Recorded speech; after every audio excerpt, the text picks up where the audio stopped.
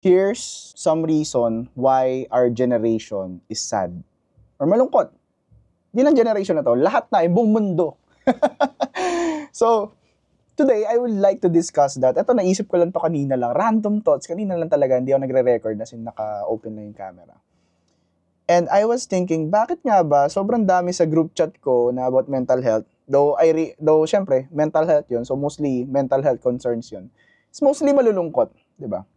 Syempre, sabihin nyo, purpose, blah, blah. Pero hindi eh. Number one siguro is SOCMEDs. That's the number one. Social media.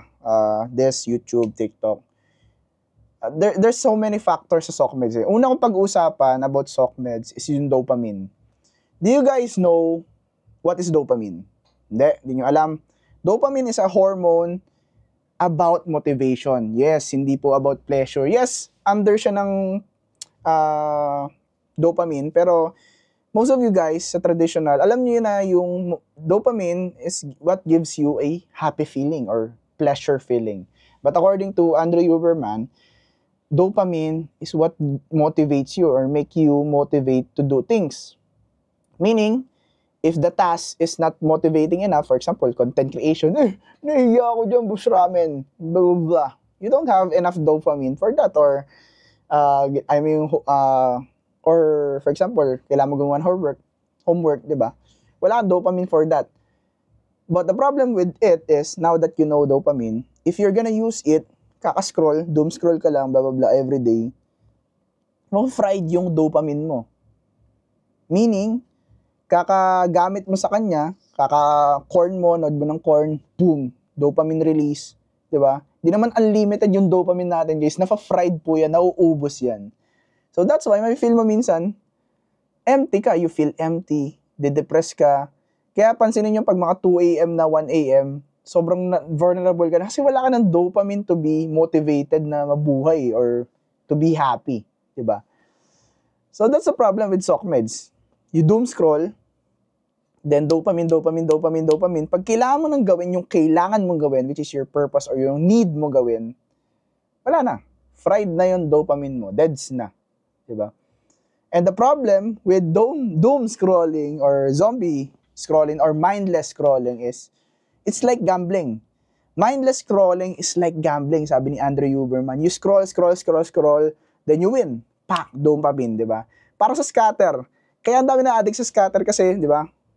May mga combo, blah, blah, blah, blah, blah. So, biglang 100x, 1000x, bam, pera, di ba? Woo! Sign up kayo sa link ko. Pero gets nyo, same lang rin sa doom scrolling. Kaya minsan, alam mong aware ka na eh. Alam mo sa sarili mo, deep inside, parang, ba't itong pinaggagawa ko? Ba't ako scroll? So nakita ka ng good video, never mind, scroll ulit ako. It's like gambling. Doom scrolling is like gambling. So, that's number one, SOCMEDs. Ayun yung isa sa SOCMEDs.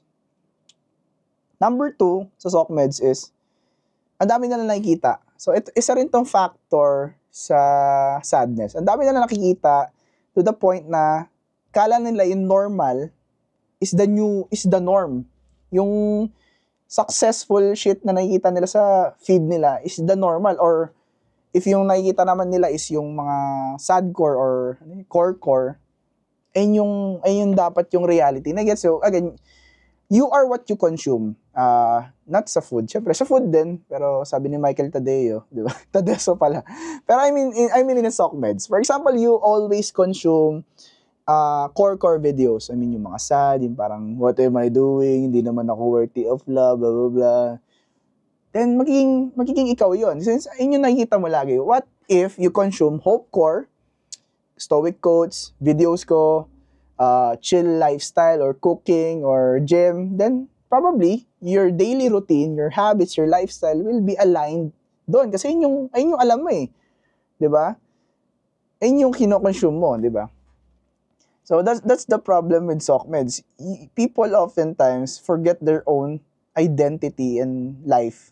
Kung sino ba sila. Kakanood nila sa SOCMEDs. Diba? Parang kakanood nila sa YouTube, sa TikTok. Hindi na nila alam kung sino sila. Hindi nga nila alam kung anong gagawin nila sa buhay nila eh. Boss Ramen, hindi ko alam gagawin ko sa buhay ko. Bakit? Kasi kala mo yung ganito yung magsasalba sa'yo. Kala mo ganito yung normal, diba? So I think that's the second problem about SOCMEDs, which is the number one reason why people are sad right now. That's number one, SOCMEDs, social media. Doesn't mean na it's bad. Again, AI, social media are tools na pwede mong gamitin. Again, imagine dati, kausap ko dad ko sa ibang bansa, phone lang. Wala bang face-to-face. Tapos pag nagsusulat pa ako ng letter para lang mabigay sa kanya or nagro-rom pa ako na text, di ba? So, ngayon, face-to-face na lang. Again, social media or technology is a tool and it will only reveals who you are. Yung AI, ako ChatGPT abuser ako. Favorite ko mag-ChatGPT. Pero never ako nahuli na nag-ChatGPT ako, blah, blah, blah. Kasi, I use it smartly in a smart way. Meaning, hindi ako basta copy-paste. I just create my own statements, check ko sa ChatGPT, anong pwedeng improve, or if kailangan ng reference, ano itong maganda. Na-gets nyo? That's how you use technology or tools. Hindi para maging brainless ka. Di ba? Yun naman dapat eh. You need to consume or use social media to be better, to improve. Hindi para maging mindlessly doom-scrolling robot ka na empty shell na buhay lang. Na existing lang pero not living, di ba? So that's number one. Number two, problem why people or our generation or the world right now is sad is information overload. What do I mean by that? Info overload. Ang dami nyong nalalaman. Sobrang daming information ngayon na available. Dito na papasok yung paradox of choices. Parang, ano kayang purpose ko na gagawin sa buhay? Ganito yung mga bata ngayon eh. Ano kayang purpose ang gagawin ko sa buhay ko? Mga teens ngayon. Nakita nila yung video ko. Ako na ito. Magti-trade ako kasi si Boss Ramen ti-trade yan eh. Boss Ramen, pwede ko bang i-stop yung pag-aaral ko kasi gusto ko mag-trading. Gusto kong yumaman doon. Ano ba naman yan, guys? Hindi naman ganun. Kaya nakita nila yung ibang freelancer, di ba? Uy, outsource to. Wala akong gagawin. Mag-outsource lang ako ng, di ba? Walang ganang task. Ito na yung gagawin ko. Or, pwede rin ako mag-affiliate. Or pwede rin ako mag-start ng business. Sabi ni ganito, pwede mag-start ng business. Or, gawa ko nagets nyo? Information overload. So, sobrang daming information na available sa atin. We cannot choose kung ano gusto natin. And we lack clarity. When there's information overload, what we lack is clarity or kung ano yung kailangan nating i-absorb. For example, sa books na mga binabasa ko, hindi naman lahat yan ina-absorb ko or tinitake in ko sa utak ko. I only absorb yung mga bagay na kailangan ko, which is sinusulat ko sa journal ko or sa notes. Kasi that's how you gain clarity, by writing it down. Boss Ramen, corny naman yan. Di ba? Pang babae yung journal na yan. Guys, journaling or writing is a skill. It can help you reduce stress, plan your day or time management, and also, lastly, gain clarity. Again, I think I told this or I often talk about that. Our mind is like a cup of glass. And yung thoughts natin and ideas and lahat is a water. Pag napulo yung cup natin, which is yung utak natin, anong mangyayari? Mag-overflow lang yan. Diba? Kunwari may gusto kong gawin, nasa utak mo lang, tapos di mo sinusulat, may stress ka. Tapos di mo pa ginagawa, lalo ka may stress. Again, number one cause ng stress is hindi mo nagagawa yung kailangan mong gawin, di ba? So, that's why you need to write it. Write it down. Wala namang mali, di ba? Wala namang mali mag-journal. You need clarity, especially sa mga information na kino-consume mo. For example, ano bang tamang course para sa'yo? Systemize it. As program mo, number one. Ano bang gusto ko sa buhay ko? Ano bang nagpapasaya sa akin? Okay, anime. Okay. Tingin ko ba makakatulong to sa ibang tao? Kikita ba ka ng pera dito while also helping other people? If yes, then go. Ano kayang course na pwede dito? Multimedia arts, filming, or animator. Diba? Nagets nyo? That's how you create a clarity sa information mo. Diba? Ba't ako nag-marketing? Okay, ba't ako nag-marketing? Before, nursing ako, by the way. I'm a nursing student kasi gusto ko maging doktor. Pero namulat ako sa mundo ng crypto, TikTok. Nagbago yung purpose ko, nagbago yung gusto ko. Dati ayoko na mag-aral, pero again, gusto ko, tayo. Pwede naman sabay. Hindi naman ako naniniwalang, bawal yung aral. So, ginawa ko, Ano bang ginagawa ko ngayon? Nag-TikTok ako, I do contents, I also trade, meron akong trading school. What do I need? Which is marketing. Ano ba yung marketing? Ano bang meron dyan? Bla, makakatulong ba yan sa akin? Yes. Saan ko siya magagamit? Sa lahat. O, di ba? Pwede, paano pag nag-fail ako sa lahat ng ginagawa ko, pwede ba siya pagkakitaan? Yes. Kasi, trabaho. Simple structuring. Yung boss ramen, hindi naman kailangan ng school, sabi ni ganito eh. Papasok ka dun sa number 1. Again, yung kinoconsume mo, yung nakikita mo. Pero, yeah, again, I'm not into hating school. Pero, yeah, if you, ito, checklist kung paano mag-drop out. Number 1, na-build mo na yun. Ako, nag-drop out ako for 2 years eh. Bumalik lang ako kasi I promised my parents na mag-aaral ako ulit. And as a man, you must keep your word. So, checklist, kung gusto mo mag-drop out, number 1, na-build mo na yung gusto mong gawin. Number 2, you're earning. Number 3, after 20 years of doing what you're doing, tingin mo sustainable siya. For example, you're into freelancing, marami ka ng clients, may experience ka na, then go. Wala mang mali doon, di ba? And lastly, do you think having no diploma or not going to college is okay to you? Pag okay lang, then go. Wala nang problema. Then drop out. Pero if wala ka pa nang build, wala ka pang skill, gusto mo palang mag-aral, no. Do both. Sabi nga sa Secrets of the Millionaire Mind, poor people focus on one thing, rich people do both. Pwede namang sabay eh, di ba? Aral tsaka business sabay. Trabaho tsaka business sabay, man. Pwede yun. Hindi pwedeng hindi, di ba? Sabi nga na Danco, you only need 1 hour. 1 hour a day lang sa walking, for gym, if gusto mo mag-workout, 1 hour for writing, 1 hour for creating content, 1 hour for just a lot 1 hour, di ba? So, that's number 2. By the way, sinulat ko yan. Baka sabihin nyo, nag-freestyle lang ako dito. So, that's number 2, info overload. Number 3, bakit tayo malungkot ngayon is yung kasikatan ng mental health. I'm not against mental health. I love mental health awareness. But the increase of diagnosis and awareness of mental health, oftentimes, nagkakaroon tayo ng diagnosis, di ba? Parang, for example, naalala ko na nag-nursing ako kasi meron kami dong nursing booklet. Nakalimutan, dito pa yun sa akin eh. So, ang ginagawa ang mga sakit ng mga nurses, lahat to nang nasa field, parang nagsiself-diagnose ka kasi alam mo na eh. Parang, uy, masakit ulo ko, tapos masakit rin yung balikat ko, tapos meron akong feeling na sore throat and shit. Baka meron akong ganito, di ba? Uy, meron akong bukol. Baka meron akong cancer. Di ba? Nag-gets nyo? Right now, mental health awareness, parang signs of depressed people, malungkot, disorganized, gutom, blah, blah, blah. Tapos sabi, shit, ako lahat yun ah. Baka depressed ako. Magiging depressed ka, nagiging identity mo na siya. Pero technically, gutom ka lang, tas nag-doom scroll ka lang. Kaya ka mukhang depressed. Again, you cannot put label sa sarili mo if hindi ka clinically diagnosed. If clinically depressed ka, then you're depressed talaga. You're right, di ba? Pero if tingin mo, nasa checklist lang. For example, lagi kong sinasabi sa girlfriend ko, wala akong ADHD kasi hindi pa ako nagpapacheck up. Pero nasa checklist ko daw yun. Sabi ko, I don't know. Sabi ko, I won't agree to that statement na yes, ako yun. Pero I'll still continue what I'm doing. Kasi hindi pa ako nag-diagnose, di ba? Hindi ko naman siya alam. So, same with you guys. I think the increase of diagnosis and awareness sa mental health creates this vision or illusion na malungkot na malungkot ka, 'di ba? So that's why I think dumadami yung malulungkot na tao sa Pilipinas or sa mundo. Kasi boss ramen depressed ako. Sabi ko, bakit? Paano mo nasabi? Di ba? Hindi ka naman nagpa-doktor, 'di ba? Anyways, that's number 3, mental health. So again, there's no problem about mental health. If you have a problem, you think, magpa-check up ka, guys. If you're into self-improvement, mental health is part of self-improvement.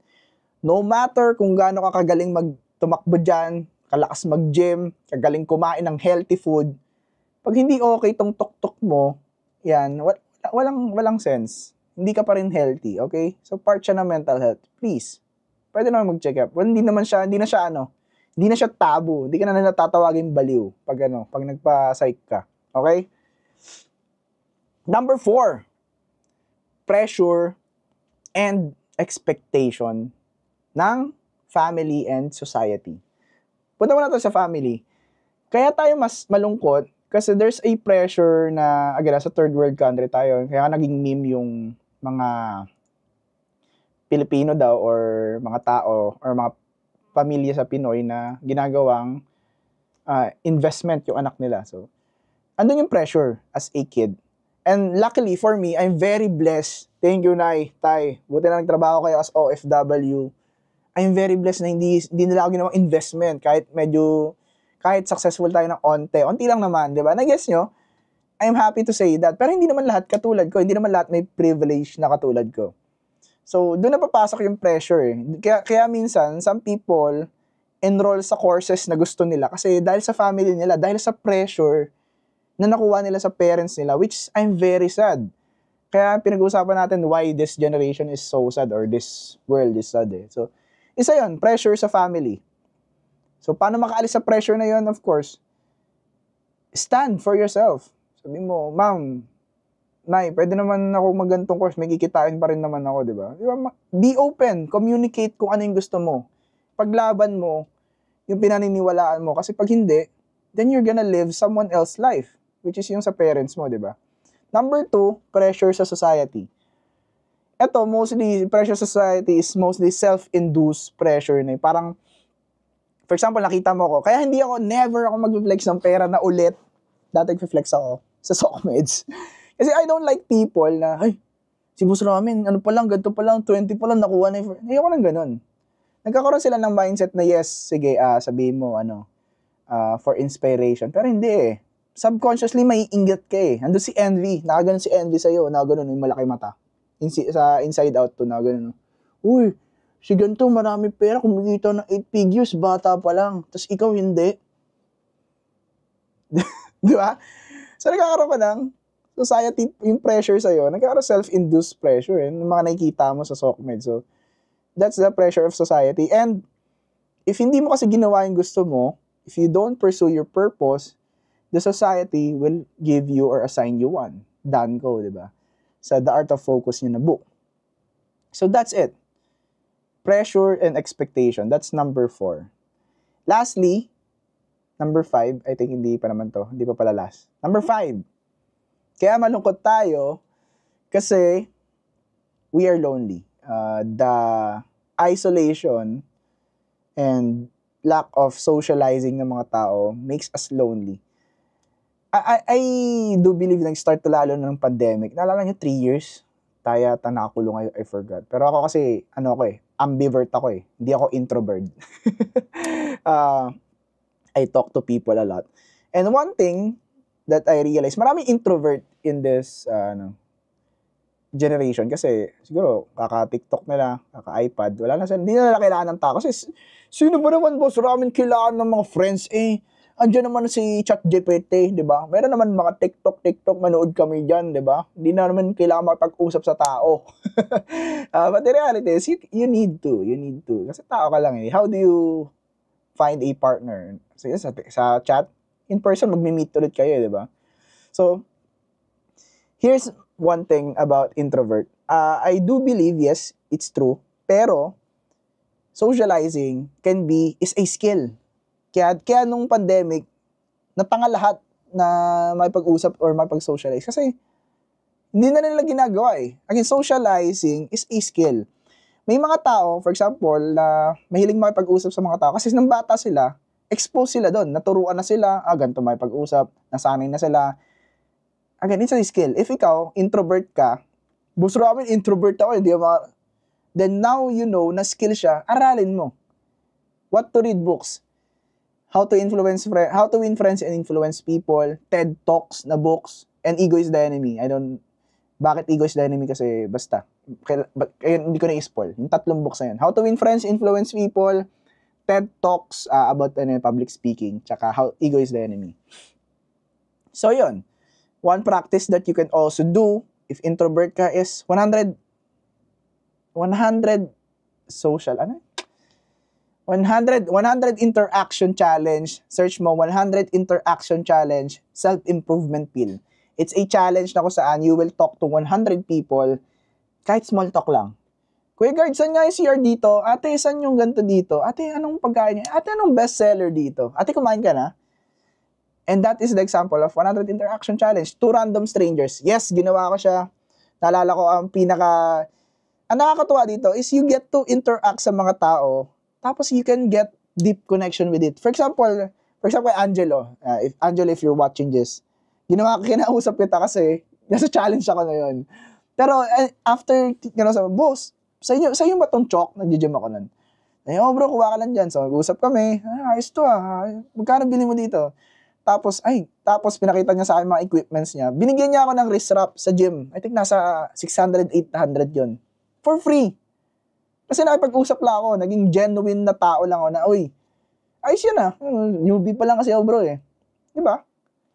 Isa ko pa naalala, yung, this one is Valentine's Day. Bumili akong candy sa ate. Kasi, again, kailangan ko tapusin yung 100 challenge. Ate, asan yung date mo? Sabi niya, wala Sabi niya, ano ba naman yan natin? Nasaan yung so nagkwento na siya ng buhay niya. I guess simple interaction can lead into deeper meaning. And also, napapractice yung pagiging introvert mo. And napapractice yung pag-usap mo or socialize mo sa mga tao. So, that's number 5. Lonely tayo kasi minsan hindi na dahil dun sa isolation and loneliness natin. Kaya tayo malungkot. Pero again, mayroon ng sagot. So, may solution na. And lastly, kaya ako siya nilagay sa dulo, pero narinig niyo siya kanina. Kaya tayo malungkot because we lack purpose. Hindi natin alam yung gusto natin sa buhay. Doon na papasok yung kakanood nyo ng SOCMEDS, kaka-info overload nyo, kaka-pressure sa family nyo, hindi nyo na alam yung kailangan mong gawin. Sabi nga ni David Deida sa The Way of the Superior Man, if you don't know your purpose is, discover it now. Boss Ramin, hindi ko pa rin alam. Fine, discover it. Explore. Wala naman time limit kung kailan mo dapat malaman yung purpose mo. Kenny Rogers hindi. Kenny Rogers ba yun? KFC. Para sa manok KFC, nag-start siya, I think 55 years old. Diba? I think Gary Vee, nasa 30s. Kaiju number 8, 32 years old na yung bida doon. Si haba ka na ba yun, something? Yung bida doon, di ba? There's no age limit kung kailan ka dapat mabuhay. There's no age limit kung kailan mo dapat mag-achieve yung success mo. There's no age limit kung kailan mo dapat ma-discover kung sino ka. If you're 18 ngayon and you're watching this, discover it now by exploring things. Kasi hindi mo mahanap yung gusto mo if nandiyan ka sa room mo, nakaiga ka, nanonood ka sa akin. You discover it by going out, trying new things, trying scary things. Kasi yun lang yung way. Diba? There's no other way. Di ka naman gusto mag-record dati, min. Diba? Tingin mo ba, pinanganak ako, magti-TikTok na ako pag gano'n ko. Hindi. I just try it. Nag-TikTok ako. I uploaded my Axie game before. Then I fell in love. Nagturo ako naging passionate ako sa pagtuturo about mga cards, mga building, tapos building ng team, tapos napunta sa crypto. Ngayon, I did this ramen daily. Guess hindi ko makukuha to or hindi ko maintindihan to or mahanap yung purpose ko if hindi ko siya trinay. Hindi ko naman never ko pinangarap dati na maging katulad na or maging YouTuber or TikToker. Hindi. Diba? Same lang rin sa inyo.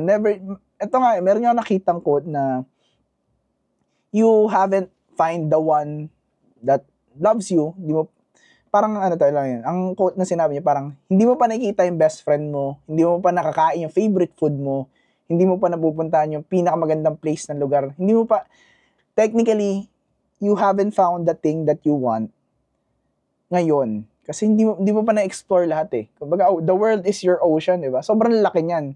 Sure ka ba na yung kinakain mong pagkain ngayon is yung pinaka-favorite mo na talaga? Kung hindi mo pa na-try lahat, di ba? So, it's like Schrodinger's cat. I don't know if tama yung pag-explain ko kasi more on physics na yon or universe. Sinabi niya lang, pag may box ng cat, tapos may cat dun sa loob. May box dito. May box ako dyan. Sa loob na ito, mayroong pusa. Sa Schrodinger's cat theory, again, correct me if I'm wrong. Technically, ang pain point niya lang is hindi natin alam kung ano yung nasa loob kasi hindi naman natin nakikita. Yes, sabihin natin, yes, boy na yun. Pero what if hindi? Hindi naman natin alam hanggat hindi natin binubuksan yung box. Same lang rin sa life. If hindi mo alam yung gusto mo, tapos hindi ka, andun ka lang rin sa loob ng box, paano mo malalaman, di ba? Hindi ka mag-explore.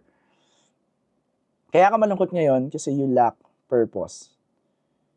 Ano ba yung purpose? Purpose is the thing that you need to do. So, yeah. Hindi yung gusto mo lang. Anyways, that is the 6th reason why we are sad. Number 1, SOCMED, social media, dopamine. Number 2, information overload, lack of clarity, dami natin choices, paradox of choice. Number 3, mental health awareness, self-induced, diagnostic. Number 4, pressure and expectation sa family and society. Kaya ka malungkot.